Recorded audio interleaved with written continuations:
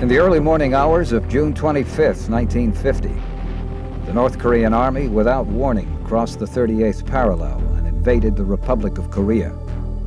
The North Koreans, equipped and trained by the Soviet Union, quickly overpowered all resistance and moved southward.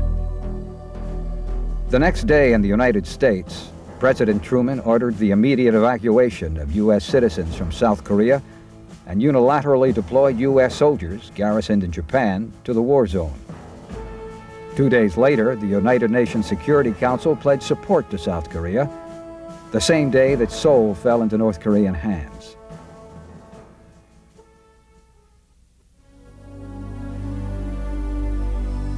In less than 2 months, UN forces fighting a delaying action campaign found themselves crowded into the extreme southeast corner of the peninsula. Here, with their backs to the sea, they dug in and established the Pusan perimeter. From inside the perimeter, UN artillery continually pounded the encircling and pressing enemy.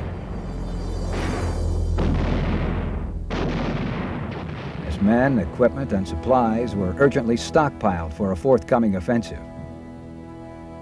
Outside the perimeter, North Korean supply lines, now stretching far back into North Korea, became prime targets for United Nations aircraft.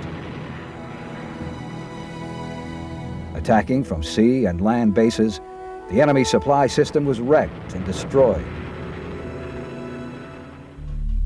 On September 15th, 200 miles behind the battlefront, UN forces made a surprise amphibious landing at Incheon.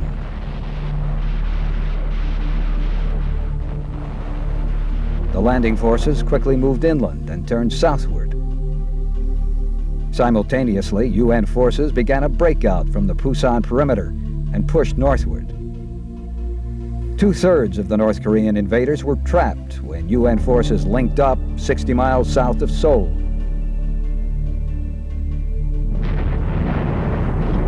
In late September, UN forces, having halted at the 38th parallel, began an advance into North Korea. By Thanksgiving Day, 1950, UN forces held positions on the southern bank of the Yalu River, the boundary between North Korea and Chinese Manchuria. However, all was not well in North Korea. Earlier, China had threatened to enter the war if UN forces ventured too close to Manchuria or the Yalu, a threat generally dismissed as propaganda. But ground contact with Chinese communist troops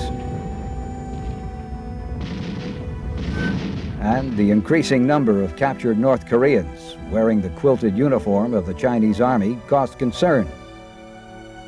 A foreboding calm and uneasiness existed across North Korea. The Korean War suddenly escalated just 48 hours after Thanksgiving Day, as 300,000 communist Chinese soldiers charged into UN positions. 4 days later, UN forces evacuated Pyongyang, the North Korean capital, and again crossed the 38th parallel, this time moving south. Near the Chosin Reservoir, UN troops engaged the new enemy in some of the most intensive close-quarters combat of the war. Despite their valor, UN forces were in serious jeopardy. An overwhelming enemy in the worst of winter weather forced a withdrawal southward.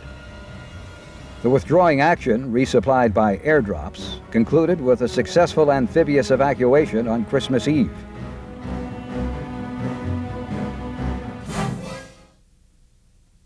By mid-January, the Chinese Communist forces were stopped about 40 miles south of Seoul.